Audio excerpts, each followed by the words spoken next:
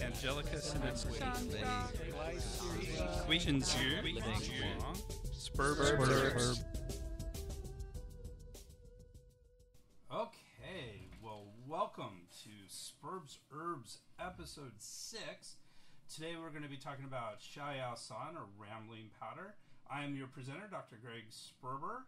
And first off, I just wanted to apologize. It's been a little while since I've recorded an episode of Sperb Herbs. And unfortunately, that was because I had a loss in the immediate family.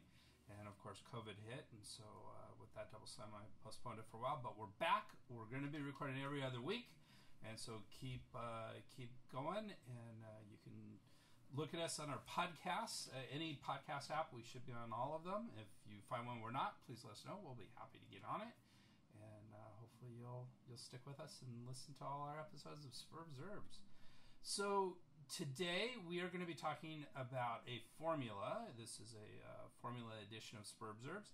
And the formula is Xiāo Yáo San, which is rambling powder. So this is probably one of the most commonly prescribed formulas in the United States and in Chinese medicine.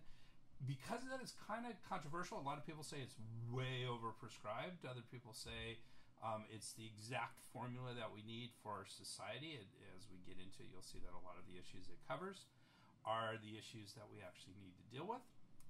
But let's get into it and figure out why all this controversy. So please, if you want to help support us, you can support us by using the Amazon banner ad on our homepage at www.sperbsherbs.com. That's SPERBSHERBS.com. If you are an acupuncturist, this podcast, as well as many others, are approved for California Acupuncture Board continuing education units and National Certification Commission of Acupuncture and Oriental Medicine, NCCOM, PDAs, or professional development activities, at a reasonable cost at www.integrativemedicinecouncil.org. That's council, C-O-U-N-C-I-L.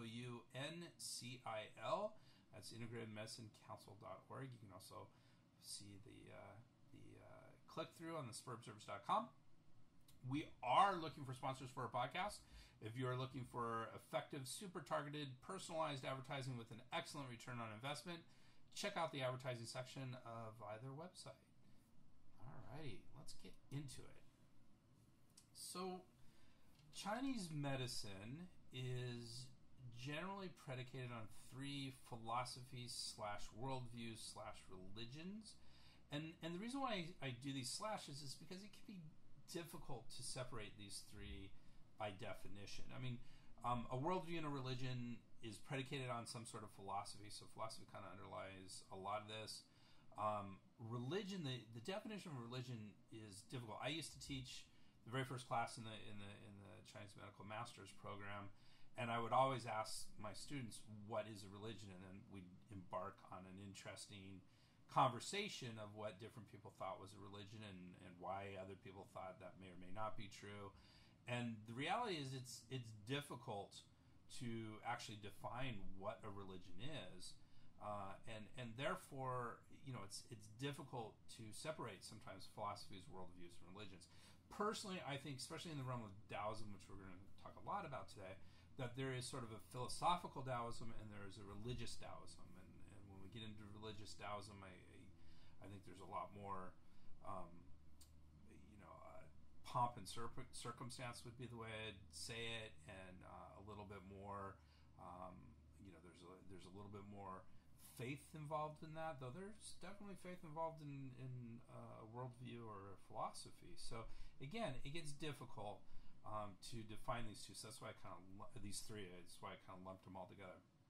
But those three philosophies, worldview, religions that Chinese medicine is basically predicated upon are Confucianism, Taoism, and Buddhism. Those are the three major ones.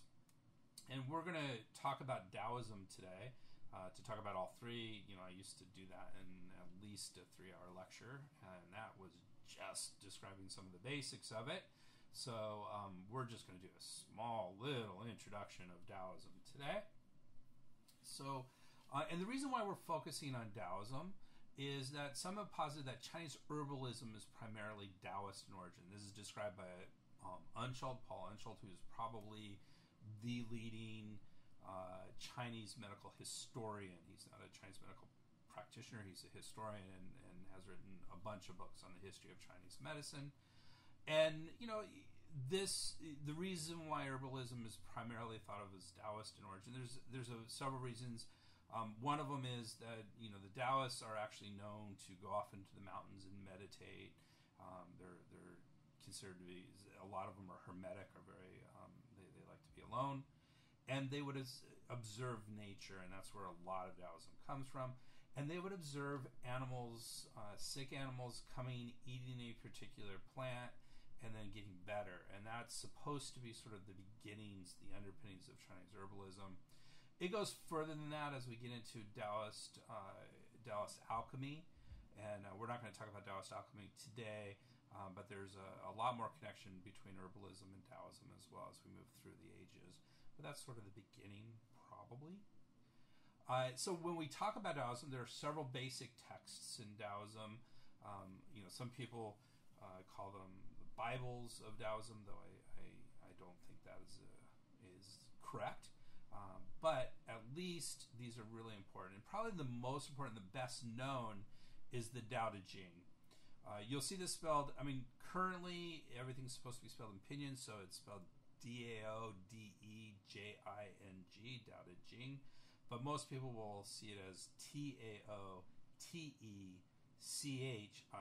These are the exact same words, exact same pronunciations. It's just one is in Wei Giles, which is a way of changing the characters into Roman letters, and the other one is in pinyin.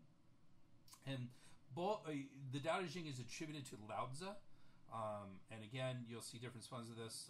Lao is always the first word. The second word is TZU in Wei Giles and ZI in pinyin. So currently the correct way to spell it is ZI, Lao Tzu. And is probably, and as I said, it's the best known of the basic texts of Taoism. It's 81 chapters, really profound little book. My teacher said always have it on your table stand next to your bed, and when you wake up in the morning, just flip randomly to a chapter and read it. And over the years, every chapter will be, you'll just, as you go through your life, you'll interpret every chapter completely differently going through this. And I personally am a big fan of having multiple translations as well, because different translations emphasize different things. So that's the Tao Te Ching.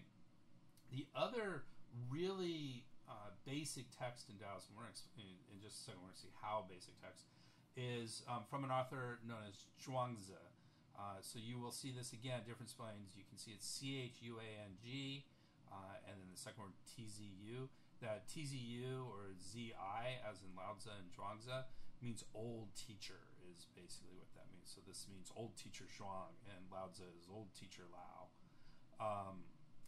And so Zhuangzi, the pinyin is ZHUANG and ZI. And the thing about Zhuangzi is I find it very enjoyable. It's just a funny book, very profound, and some dense philosophical treatises in there. But for the most part, it's a lot of metaphors and a lot of stories, and it's a lot of fun. So together, between Lao Tzu and Zhuangzi, Taoism is sometimes referred to as Lao Zhuang philosophy in reference to these two philosophers.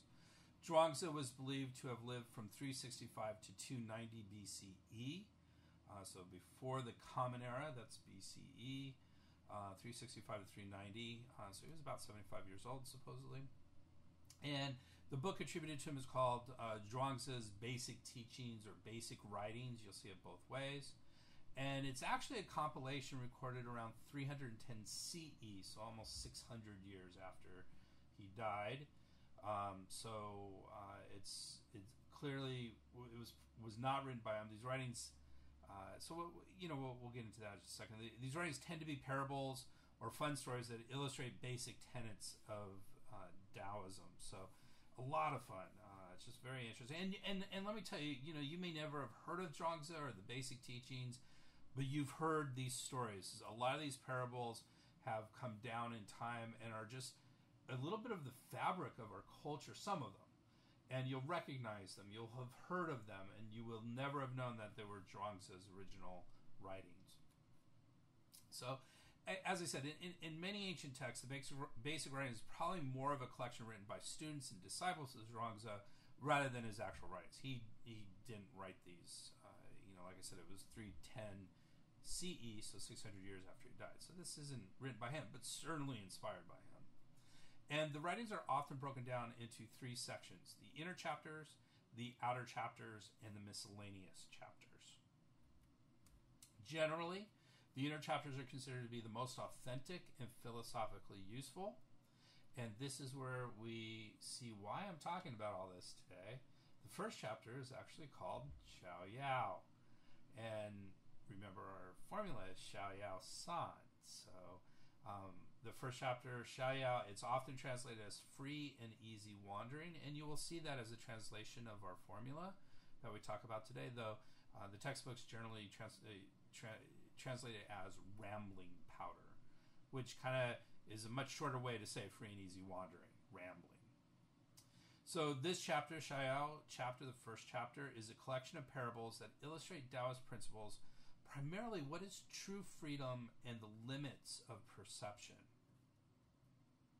So here's an example, and I'm not going to get into a whole bunch of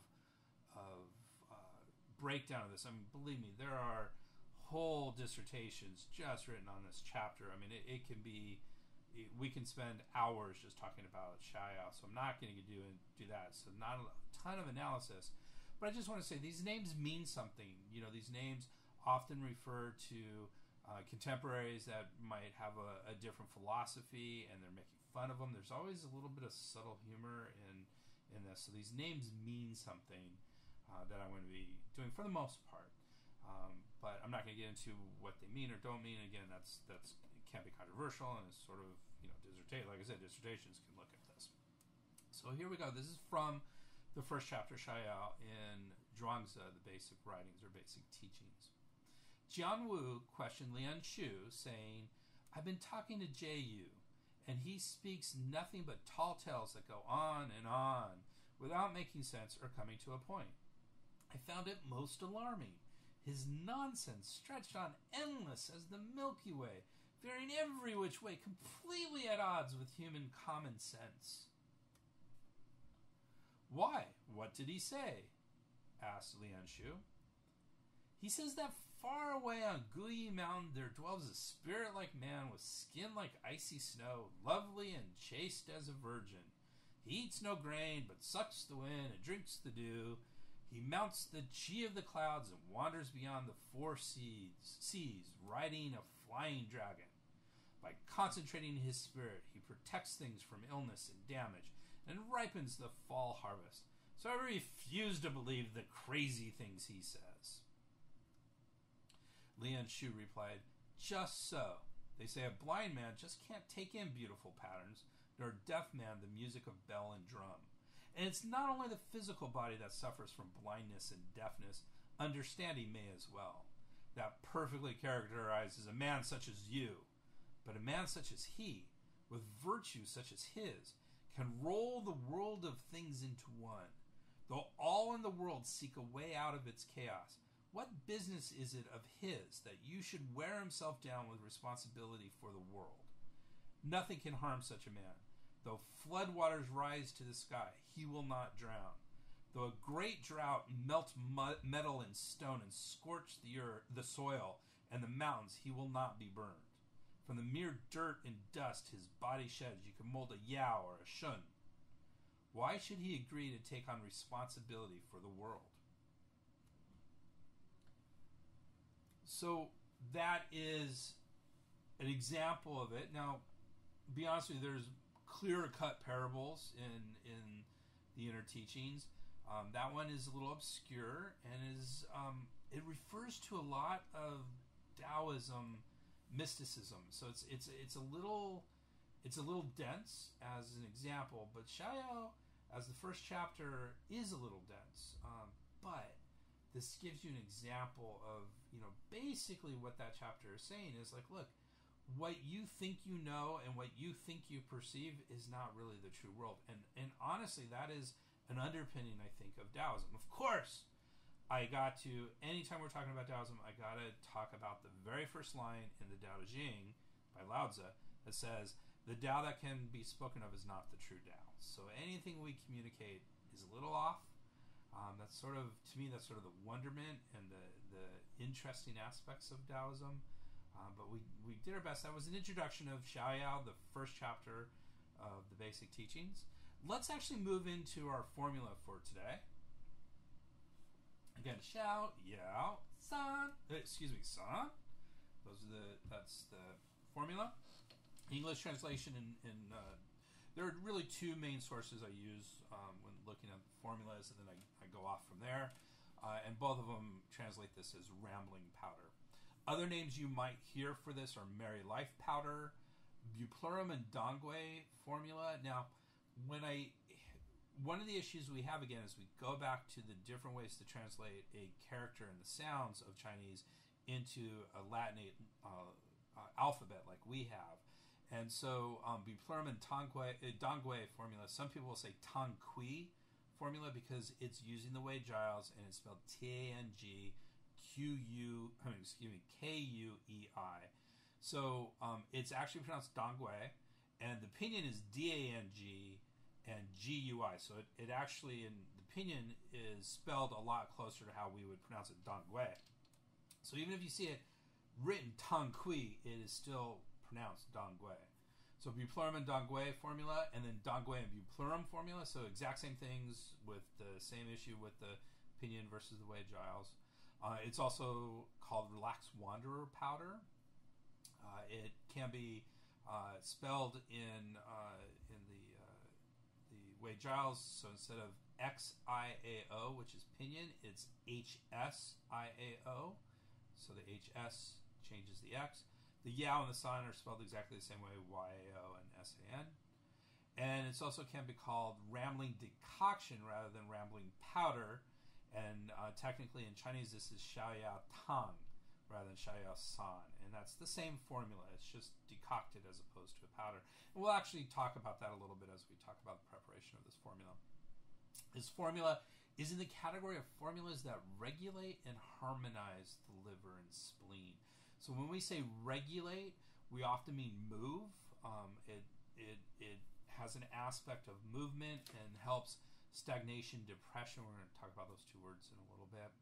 Harmonize usually means that it's harmonizing between two different things, but not always. And it generally means a little bit of a more gentle approach to tonification or movement or something along those lines. So regulate and harmonize the liver and spleen. These formulas will move and help support the liver and spleen. That's the way to do it.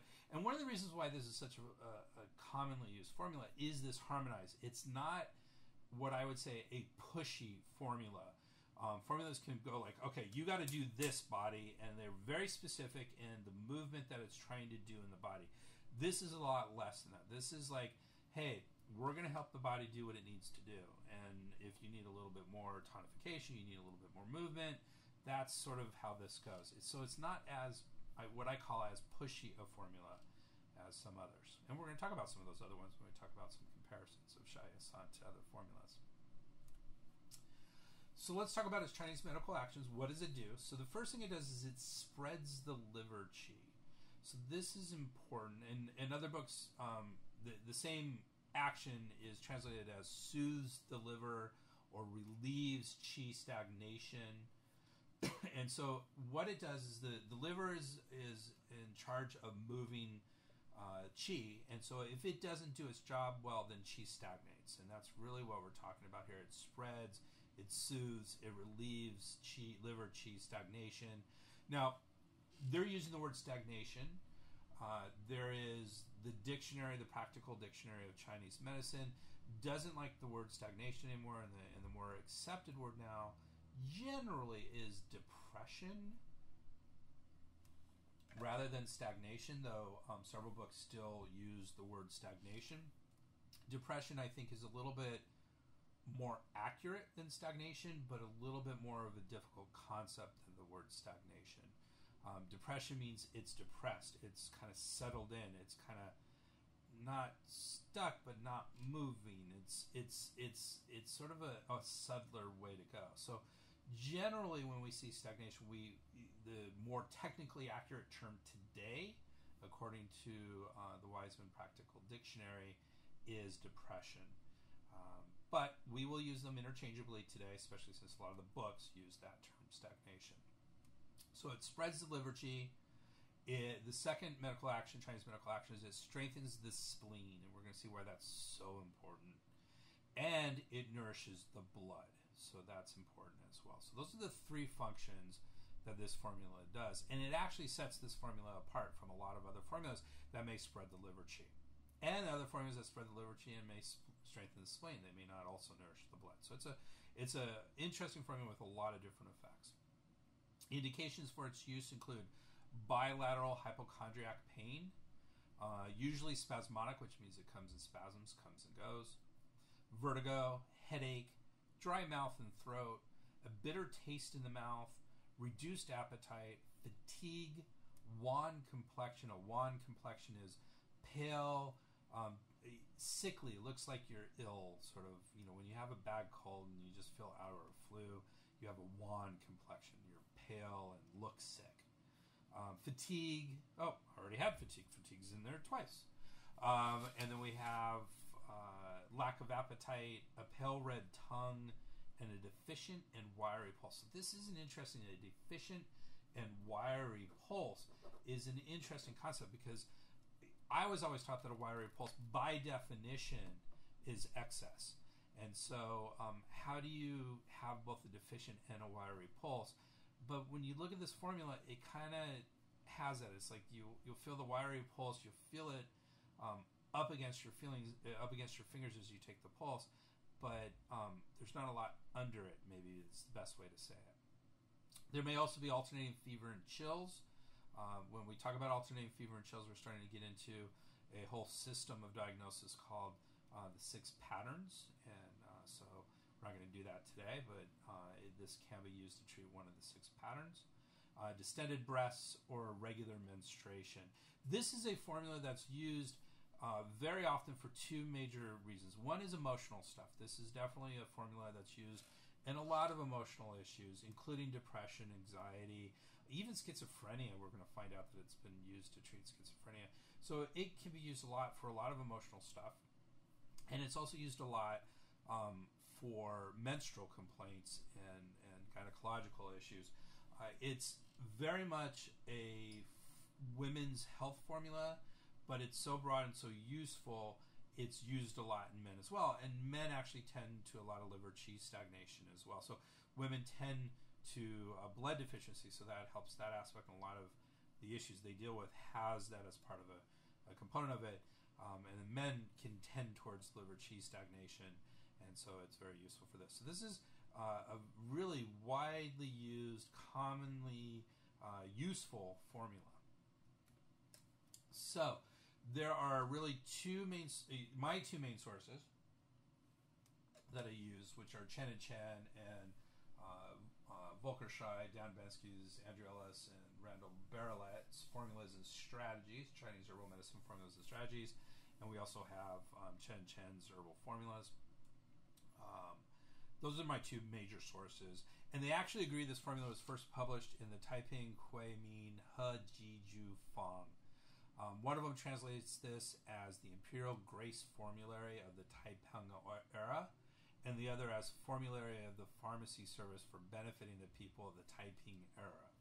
So the interesting thing is, even though they both agree that this is the book that it was first published in, the dates are different between my 2 major sources. One gives the dates as between 1078 and 85, like a 7-year time span between 1078 and 1085, CE, of course, and the other as 1107.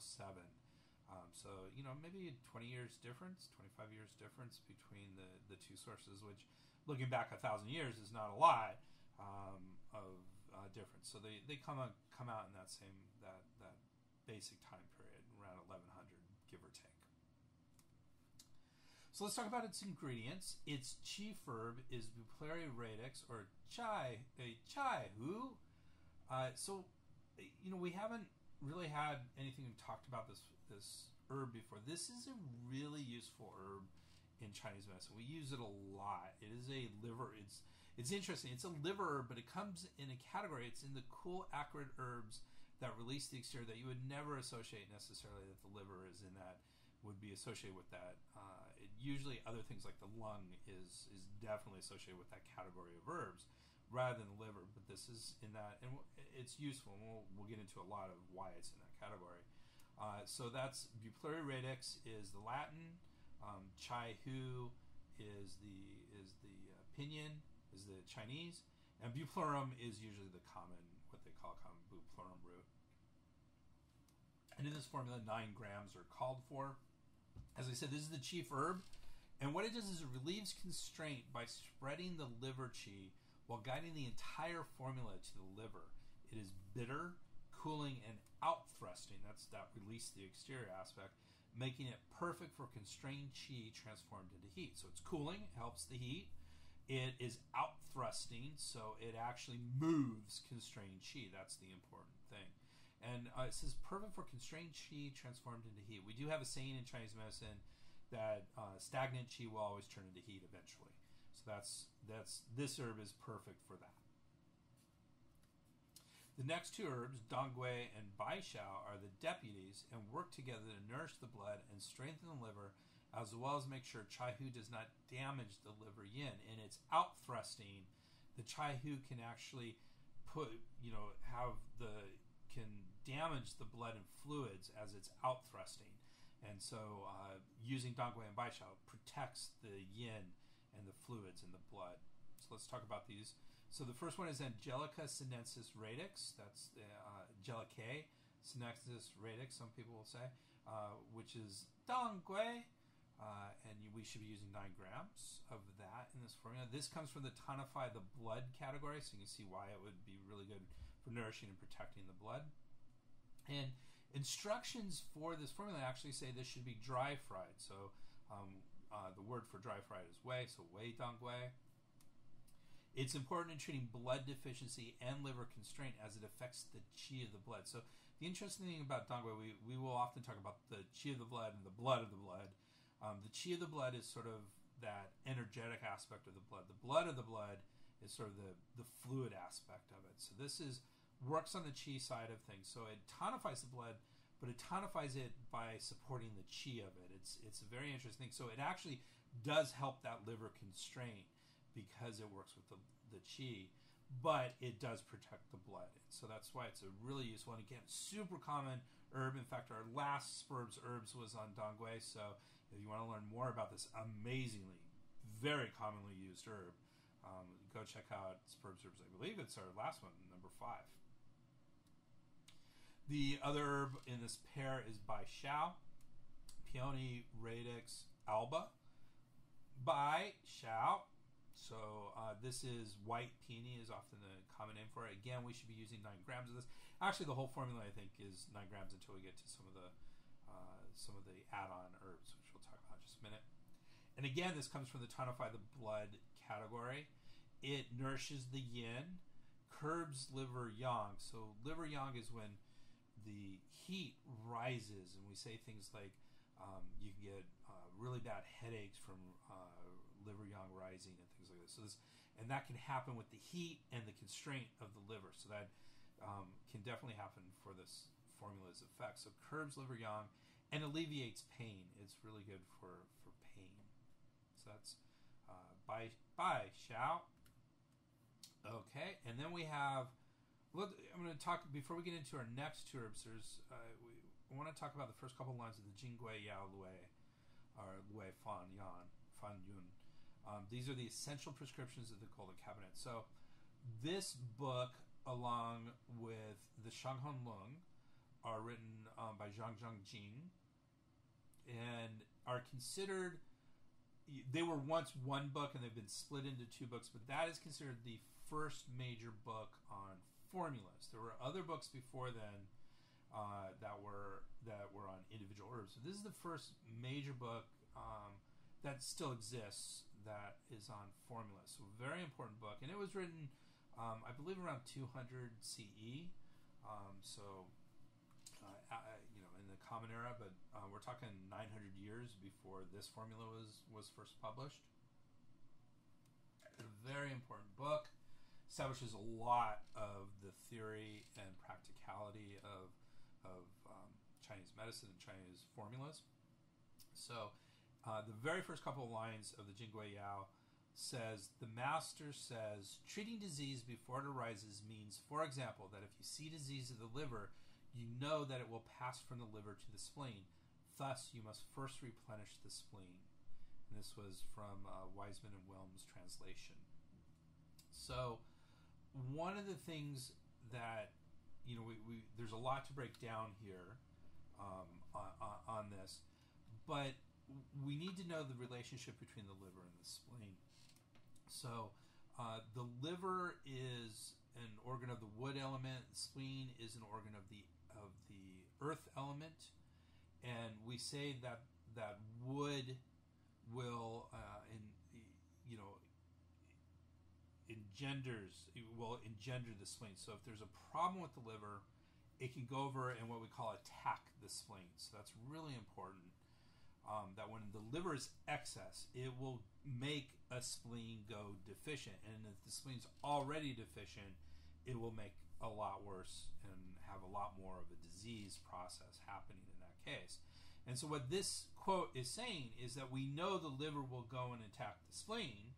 So whenever you see disease of the liver, you also have to treat the spleen and protect it. And that's what this formula does really well.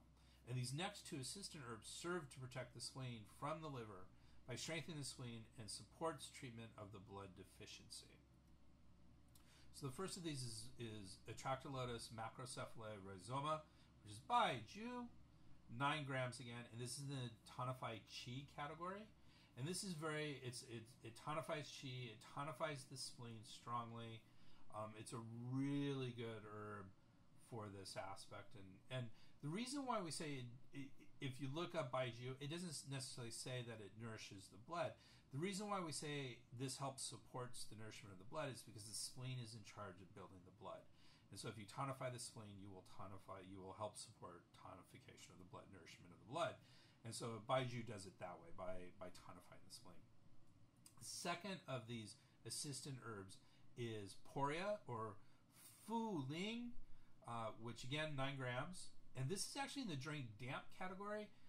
It's a totally different category, and you would think it'd be a little bit, it'd be draining as opposed to tonifying, but it does support the spleen and is considered a very spleen supportive herb. We're not going to get into why the drain damp fits into that, other than to say the spleen helps support fluid transformation and transportation, and so if dampness is often a pathology that you'll see when the spleen is deficient. So, in fact, you can't really have dampness without spleen deficiency. So that's why this is protective and helpful in that category. A third assistant herb in this formula is Glycyrrhizae radix preparata, which is Gan Sao, which is honey fried licorice. So, and we use this. We finally get into a smaller dose. This is 4.5 grams. So, smaller dose. Usually, the licorices are smaller doses, and it is in the tonified qi category. One of the things it does tonify qi, and it's useful for that. However, it's often used to kind of harmonize and support other functions of the formula, and in this case, it tonifies the spleen, and with Baishao moderates spasms, so it helps with that spasmodic hypochondriac pain that we might have with as an indication for this formula. Definitely, licorice is either honey fried or raw, gansao or gansao are definitely probably the most commonly used herbs in our formulas. So that, when you look it up in our books, what the formula of Xiāo Yáo San is, that's the ingredients. We have chaihu, we have we have Baishao, Dongui, Baiju, Fuling, and Zhigansao. Those are the ingredients of Xiāo Yáo San. And yet, always under that, there's a paragraph on how to take this formula. And in that paragraph on how to take the formula, they always add 2 more herbs. And these are those 2 herbs. And they're actually considered envoys. So I'm telling you what the envoys, I'm telling you what the assistants and the chief herbs, the minister herbs, I'm telling you all that stuff. I got to be honest, in modern practice, I don't know if that's very useful. And you're going to find that as we get into this, as we talk more about this formula, they're not very useful in this formula either. We're going to be changing out the chief herbs every which way as we discuss different conditions and different modifications of this. So not always the most helpful way to do it. In this formula, I think it's important to understand that chai hu is traditionally the chief herb because it kind of explains a lot. But let's get into the next 2 herbs again. Like I said, you have the formula, and then these 2 herbs are always added in. The first of these herbs is 9 grams of Zingiberis rhizoma recens. I have here Shengjiang, which is fresh ginger. Now, technically, as we're going to see, they actually want this to be slightly dry fried. So it's actually Weijiang rather than Shengjiang. So it's like fresh ginger, dry fried. And that comes from the warm, acrid herbs that release the exterior. So warm and releasing the exterior herbs, which is very different than what we've been doing for the rest of the formula, because the rest of the formula is actually a little bit cooling, and we're trying to avoid releasing the exterior. So we're going to see why this is useful, and it's not, and it's necessarily in its release the exterior functionality. The other herb that's always in the bottom of this formula is 4.5 grams of Menthe haplocalcis herba, which is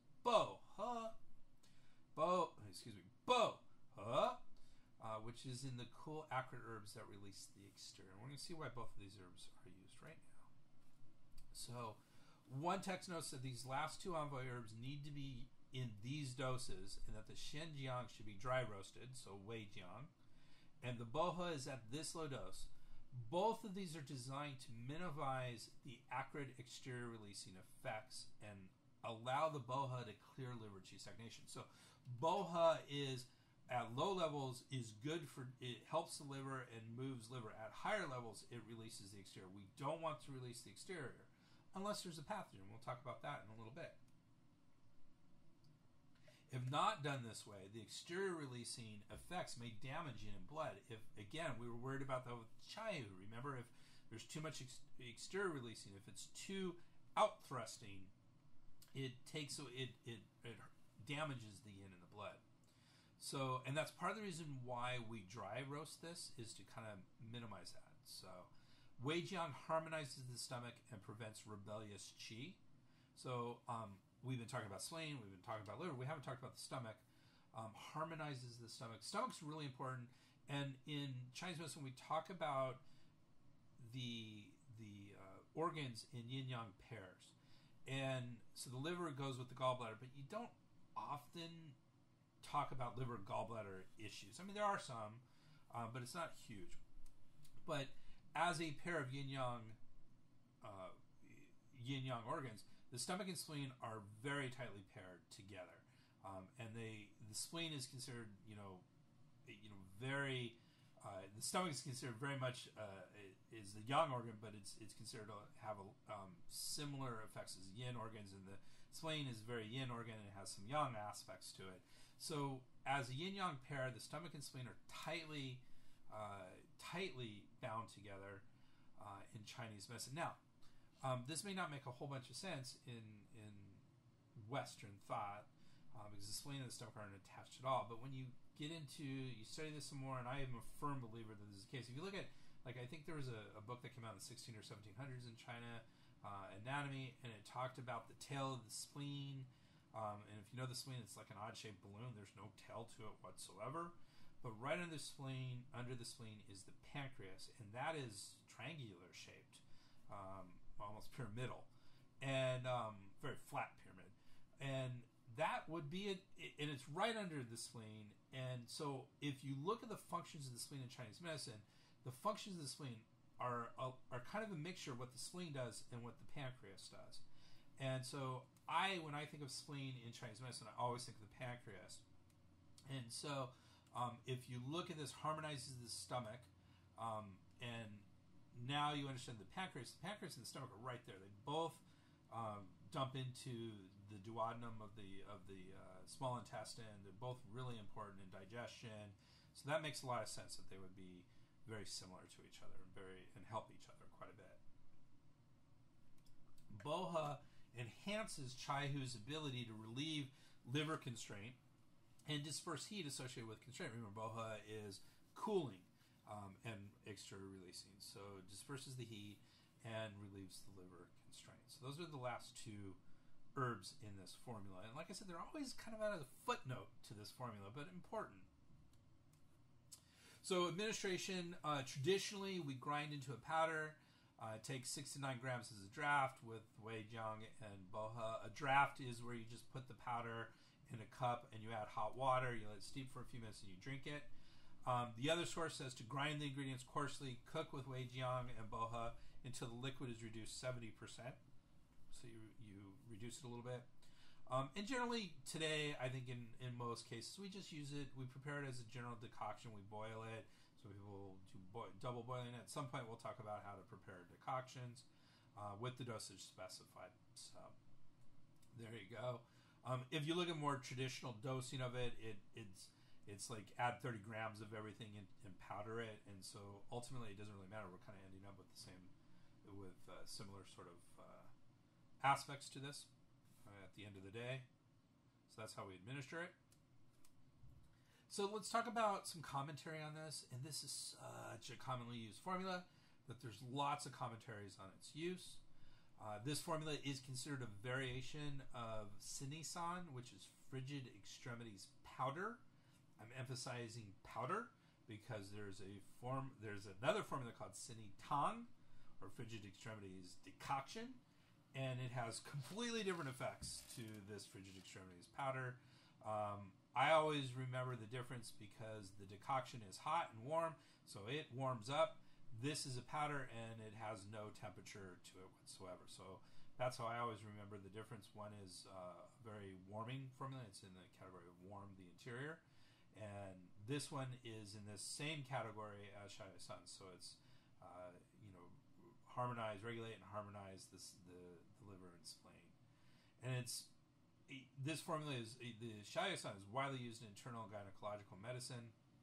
Sinisan shares the ingredients of Chaihu, Baishao, and Zhigansao, so the bupleurum, the white peony, and the licorice, dry fried licorice, but adds Chao Shi Zhi Shi, or Aranti fructus immaturis, and Chao means fried, again, dry fried, that's another word for whey or chow. Slightly different techniques, but very similar. So it's dry fried Zhi, which is in the regulate qi category and is much more specific herb to move qi, to help liver qi, stagnation, depression. Its actions include venting pathogens, spreading the liver qi, and releasing constraint, and regulating spleen. So it kind of sounds similar to what we're talking about. We didn't talk a lot about venting pathogens in Xiāo Yáo San, but it does spread the liver qi and release constraint like Xiāo Yáo San does, and it regulates the spleen. Well, hence it's in the same category, regulate and harmonize the spleen and liver. What it doesn't do is nourish the blood. That's the big difference between Sinisan and Xiāo Yáo San. So, and one of those areas that, I said this is somewhat of a controversial formula. I remember taking a course with Craig Mitchell, who has written a translation of the Shanghan Lung, which is a great translation. I love that translation of the Shanghan Lung. And he was saying he didn't like Xiāo Yáo San. He always used Sinisan instead, and the reason why is if Xiāo Yáo San is helpful for the patient, he didn't know what aspect of Xiāo Yáo San was helpful. Was it the liver constraint moving? Was it the spleen harmonizing? Was it the blood? Was it all of it together?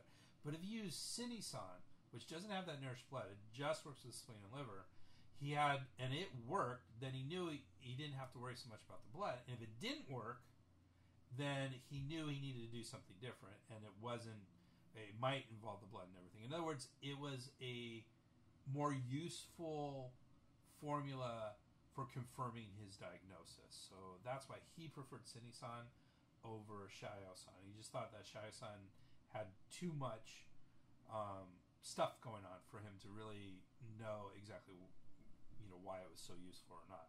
Now, I don't want to take these words out of his mouth or anything. I mean, it's probably been 15 years since I've seen, I took this with him, and we all grow a lot over as practitioners over the years.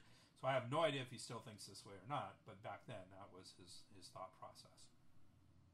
So moving on, that's Sini-san, and we're going to talk a little bit more about why you choose Sini-san versus Xiāo Yáo San when we do comparisons.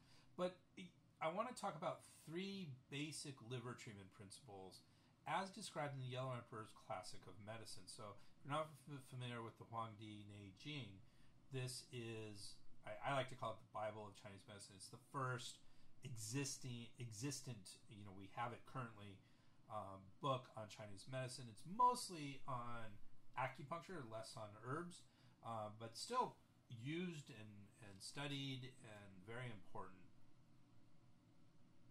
So in that book, it says, the nature of the liver is to disdain constriction.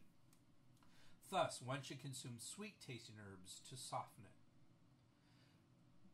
Second principle, that's the first principle. Second principle, the first principle is sweet-tasting herbs to soften the liver. Second principle, those who suffer from liver illness respond to dispersing methods. One must therefore use pungent herbs. So pungent herbs are those acrid herbs, are those spicy herbs. Those are all synonyms. So one must therefore use spicy, pungent herbs in order for the liver to disperse. That's the second principle.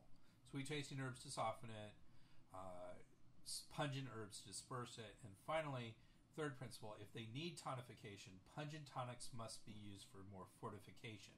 If they need sedation, sour herbs should be used. So again, it's talking about pungent herbs and also sour herbs. Now, when we're talking about these flavors, these are what the herbs actually, these are the flavors of the herbs that we're talking about in this.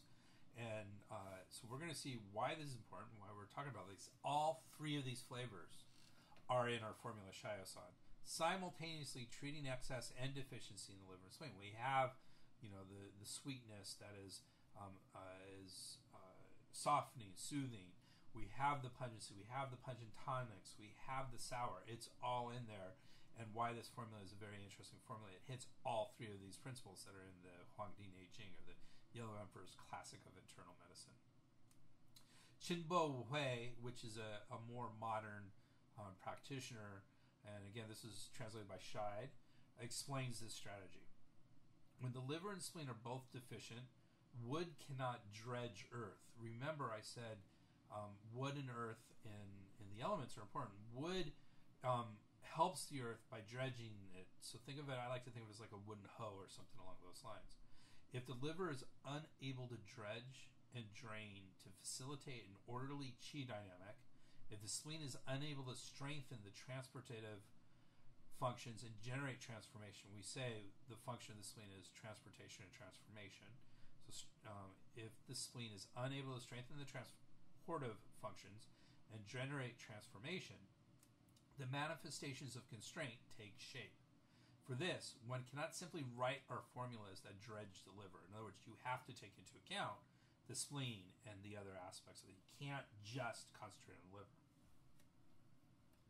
So here lies another, albeit small, controversy of this formula.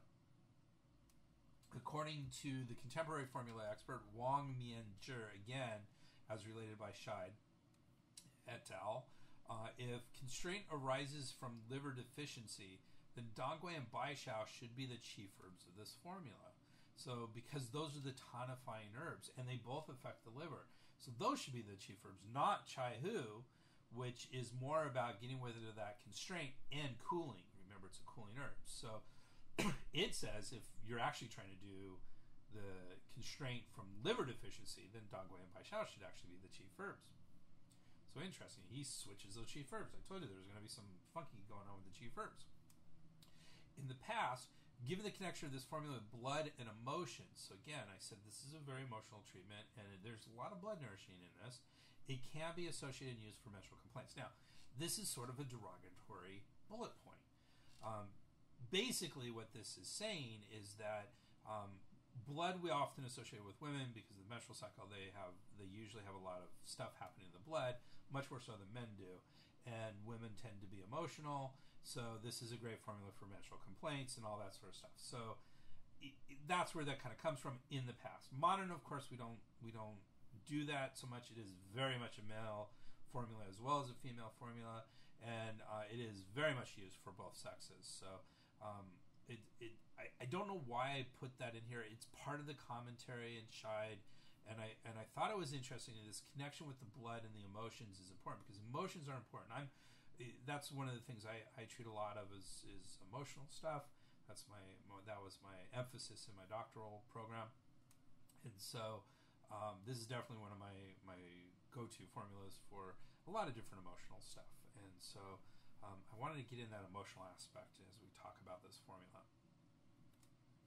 Another contemporary use is in the case of pathogens that have invaded a deficient person.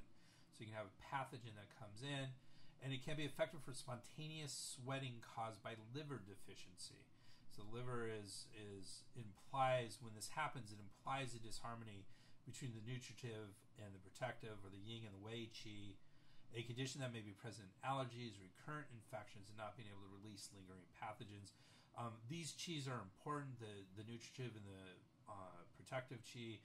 The nutritive qi is what kind of helps the nutrients go around the body and helps support the body. Protective qi is sort of our layer of protection outside, just outside of our body, or just on the the edge of our body is the protective or wei qi. And so when those are in disharmony, they don't support each other, and you can have recurrent infections. Allergies are often there, and not being able to release lingering pathogens. Let's add some more controversy to the chief herb issue. So modern physician Xiāo Yáo San says that when treating a blood deficient patient with a pathogen stuck in the exterior, in other words, you're not able to, it doesn't go interior and you're having trouble getting it out from the exterior, the actual chief herbs are bohe and shenjiang, with an increase in dosing. So you increase the dosing of the bohe and the shenjiang, and you're now stepping out of the supportive function and more into that, let's get rid of release the exterior function of this. And so then we again change the chief herbs if that's what we want to do. But that's a modification of the basic formula. Again, in treating blood deficiency with internal heat, so blood deficiency is a bigger issue in internal heat rather than the liver qi stagnation, the chief herbs should be bohe, which releases, which cools, is very cooling, and gansao, which is good for deficiency. Those should be the chief herbs. So again, a lot of controversy over the chief herbs, which is why I don't think a modern usage is very useful. We still tested on this stuff, the chief herbs, on exams and things, so we do need to know it, but they're not emphasized. All right. So some more commentary on this formula. The use of Chai-Hu as the chief herb can be explained by the use of Xiāo Yáo San for treating patterns with a constraint of yang qi. This yang qi is the ministerial fire that is thought to be under the liver's control. So again, we are looking, constraint of yang qi is fire. There's heat involved in this. Deficiency of blood enables this constraint and leads to yang excess. So the blood is not cooling the yang, so you have excess yang. Historically, Stellaria radix, or yin Chai-Hu, which is totally different than bupleurum, and Chai-Hu were indistinguishable historically, so a long time ago. Wang Lian Zhi believes yin Chao is a more appropriate choice in cases of blood deficiency leading to deficiency fire than actually Chai-Hu. So he takes this to heart, this actual indistinguishability. All right, let's talk about some modifications. Many modifications are listed for this formula. A common modification or variation is Xiāo Yáo San, or black Xiāo Yáo San, black rambling powder. And all it is adding Rehmannia radix preparata or Shudiwang for more severe blood deficiency. So if blood deficiency is more severe, you add this. I like this as a modification. I use this quite a bit. The other one that's very commonly used modification or variation of Xiāo Yáo San is the augmented rambling powder, Xiāo Yáo San, also called Dan Zhi Xiāo Yáo San, and you'll see why Dan Zhi in just a second. And this adds mouton cortex or mu dan pea and dry fried gardenia fructis, gardenia fruit. Qiao Zhizi, so Dan Zhi Xiao refer to the mu dan pea and the Zhizi being added to it, and is used when constrained qi transforms into heat. So if there's a lot more heat going on, then you want to add these herbs and you use the augmented rambling powder. Again, both of these are very commonly used variations of Xiāo Yáo San. Flaws and Wolf in their book, The Successful Chinese Herbalist, which is a small book, and I love it. I got some really profound. I read it at a time in my my practice. I'd been practicing for a while, and I just realized I was using fewer formulas, and I was going, "What do I need to do? Need to go back to the books and read?" And this actually explained that real master herbalists will use fewer formulas and just heavily modify those formulas for the individual patients, and so it's more about modifications. And so that really helped me and allowed me to dive more into those formulas that I did use often and look at some stuff, as well as looking at other aspects. I'm always trying to get better, hence Sperb Herbs podcast helps me as well. So Flaws and Wolf, in their book Successful Chinese Herbalist, describe 53 modifications of this formula. These include 3 variations for qi deficiency, 3 for vaginal discharge and for insomnia, 4 for abdominal distension, and many other conditions, including several for different types of menstrual complaints. So tons and tons and tons of modifications are available for this formula, and way too many for us to go into in a 1-hour podcast. So let's get into some comparisons. We have Frigid Extremities Powder, Sinisan. I've been telling you we're going to compare these. And Xiāo Yáo San. They both treat liver qi constraint with liver-spleen disharmony and share similar presentations and symptoms such as hypochondriac pain and distension, alternating fever and chills, headache, dizziness, mouth and throat dryness, and menstrual irregularity. How do we tell the difference? Here's how we tell the difference. Sinisan treats the excess condition where the ministerial fire is constrained in the interior. Xiāo Yáo San treats mixed excess and deficiency where liver qi constraint and blood and qi deficiency amplify each other. So if you have qi constraint, then the blood and the qi can't move effectively, can't do its job, so it gets worse. As the blood and qi get worse, then the liver qi, there's not enough qi to push the liver qi, so the constraint gets worse. So it's a downward spiral when all this happens together.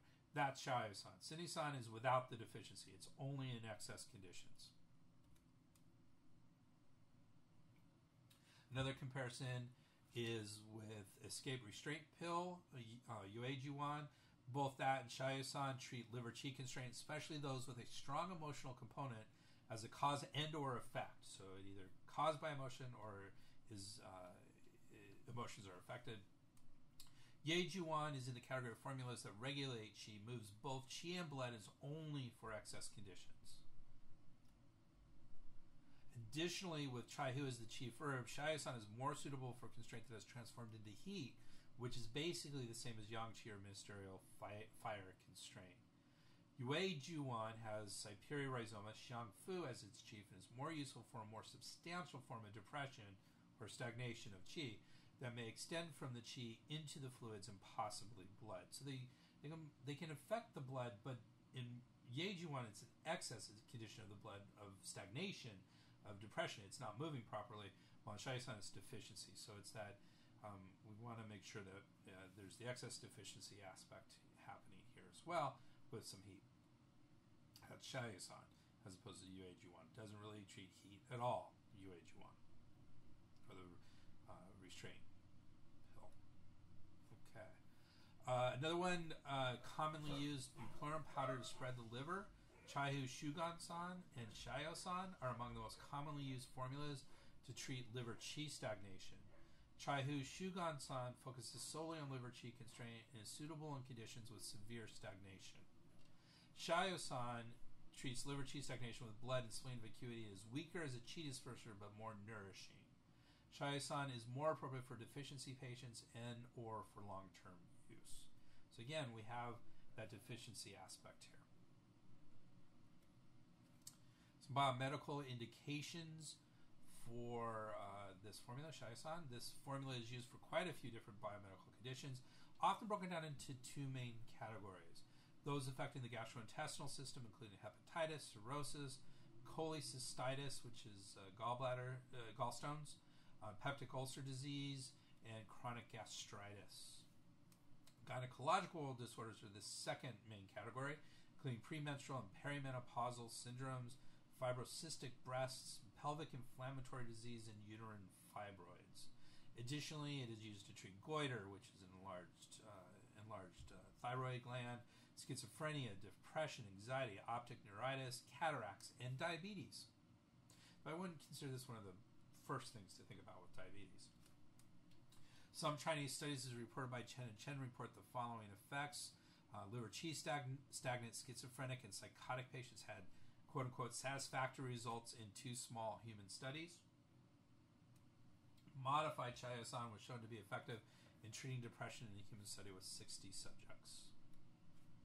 Similar results were shown in studies of neurosis, premenstrual syndrome, menstrual pain, irregular menstruation, menopause, lactation difficulties, or chitis, which is an inflammation of the scrotum, prostatitis, an inflammation or enlargement of the prostate, gynecomastia, which is where it's breast, irregular breast tissue, often affects men, is when they have that. Female infertility, sexual dysfunction and impotence, hepatitis B, cirrhosis of the liver, cholecystitis, again, that's gallstones, irritable bowel syndrome, hyperlipidemia or excess fats in the cholesterol and fats in the blood, and optic nerve atrophy. Now, all these are listed. They were all small studies, clinical studies. They all point to positive. There's a lot of issues, I think, with some Chinese studies, so we need to be a little bit cautious of these, but they indicate something. To me, they indicate more than anything else that more research is going to be very useful. So here are 2 really good ones. The first one is a meta-analysis. Again, we're not going to get into it, but meta-analysis are really kind of the pinnacle of scientific evidence. Meta-analysis states that modified Xiāo Yáo San may be more effective than prokinetic drugs in treating functional dyspepsia. So dyspepsia is pain in the stomach and digestion. Though the evidence remains weak due to publication bias and methodological flaws. Similarly, a systematic review. Systematic review is not quite as strong as a meta-analysis, but damn close. Showed potential benefit in using Xiāo Yáo San in the treatment of depression, but more rigorous trials need to be undertaken due to methodological issues. So they're always going to end with that. I think there are more methodological issues in both of these analyses and reviews than in most. So definitely take this to heart that it's not fully there, but it's getting there. There are some drug-herb interaction issues that we do need to be aware of. Dongui inhibits cytochrome P453A4, while Gansao induces it. So the Angelica inhibits, and the licorice induces it. We're not going to get into cytochrome P453A4. Let's just say that that's one of the 3 or 4 main issues we have in drug-herb interactions, and I have lots of other CUs that get into that quite a bit.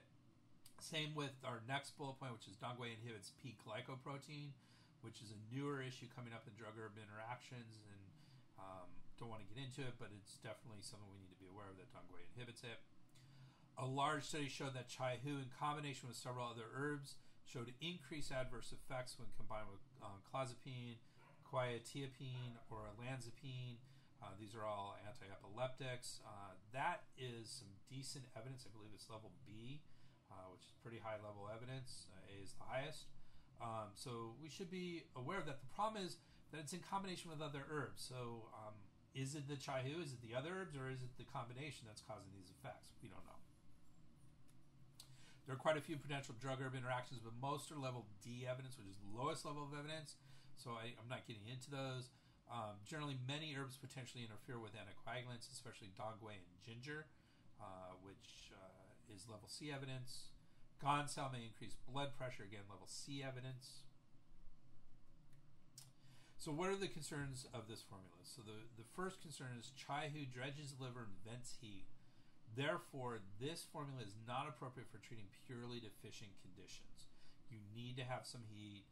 You need to have some excess in order to use Chai-Hu. Otherwise, you're going to damage the deficiency more. Should be used with caution during pregnancy. One of my source texts said that. The other one didn't mention it. So take that with a little bit of grain of salt, though I think a little extra caution during pregnancy is always warranted. And should be used with caution in cases of qi stagnation with underlying liver and kidney yin deficiency. So, blood deficiency is good, but if you're getting into the yin deficiency, there are formulas that are better suited. One of the ones is Yiguan Jian or Linking decoction is one to look at in that case. So, that is our episode. That is Xiāo Yáo San. Thank you for joining me. We're going on a little over an hour at this point. Appreciate we got through a lot of information that hour. Fascinating formula. Love this formula, and yet controversial at the same time.